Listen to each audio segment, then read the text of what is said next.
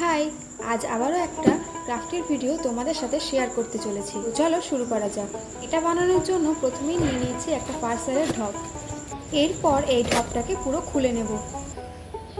কাজ করব আর হাতে পায়ে খোঁচা খাবো না, সেটা কখনো হয় নাকি? এভাবেই খোঁচা খেতে খেতেই কাজ করতে হয়। তো যাই হোক, আজ আমি একটা ওয়াল হ্যাঙ্গিং ক্রাফট বানাতে চলেছি, আর সেখানে থাকবে কয়েকটা পাখি। প্রথমে সেটাই বানিয়ে নিলাম। সানরাইজের ফটো।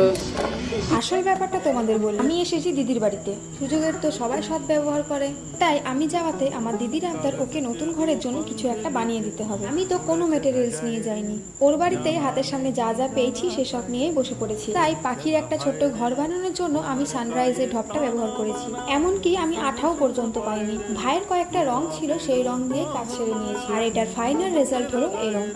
এবার তোমরাই বলো আমার এই ক্রাফটটা তোমাদের কেমন লাগলো। ভালো লাগলে অবশ্যই লাইক, কমেন্ট, শেয়ার করে দিও। আজ আসি, টাটা।